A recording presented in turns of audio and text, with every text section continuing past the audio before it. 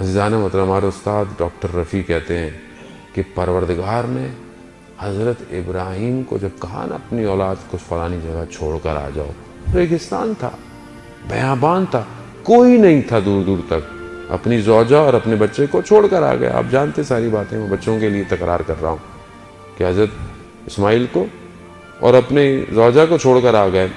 30 سال بعد گئے اللہ کے حکم سے اور خانہ کعبہ کی تعمیر کی.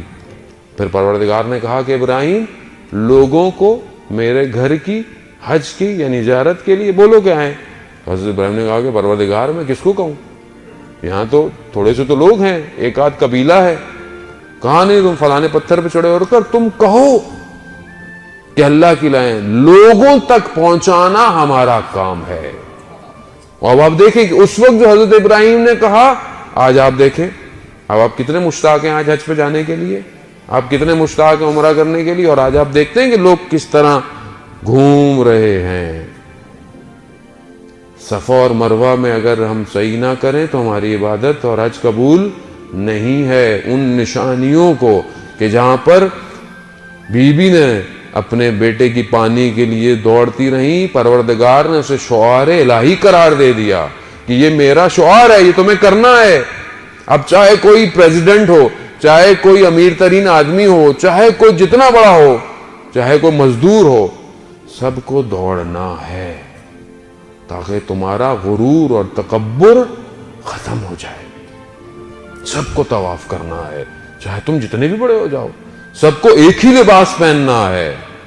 اپنے سارے لباس، اپنے سارے برانڈڈ کپڑے اتار کر آؤ، صرف 2 ٹکڑوں میں آؤ.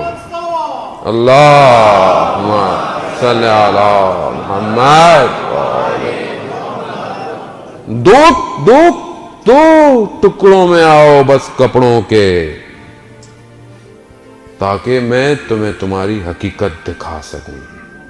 کھینچ کر ہے کسی کو مجال کے بولے میں حج کرنا چاہ رہا ہوں دوسرے کپڑے پہن کے، نہیں ہونا ہی نہیں ہے.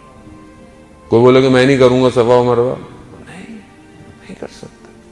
حتیٰ قرآن کہہ رہا ہے کہ وہ جو جانور، وہ جو اونٹ تم لے کر آ رہے ہو، وہ شعار اللہ ہے، وہ اللہ کی نشانی ہے، اس کی بھی حفاظت کرو.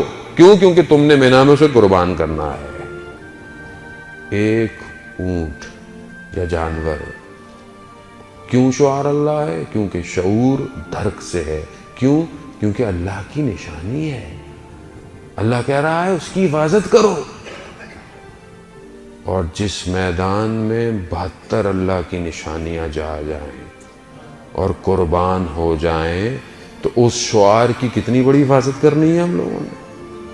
عزیزان محترم، جس ایک پتھر کو پروردگار نے کہا کہ اس کو بوسہ دینا، حجر اسود، ایک کتنا ہم چومنے کے لیے، کتنا زیارت کے لیے اپنی زندگی گزار رہے ہوتے ہیں. خدا جب چاہتا ہے تو یہی کرتا ہے. اور یہی وجہ ہے کہ میرے رسول نے یہی کہا کہ امام حسین کی محبت مومنین کے قلوب میں وہ حرارت ہے جو ساری زندگی قائم رہنا چاہیے.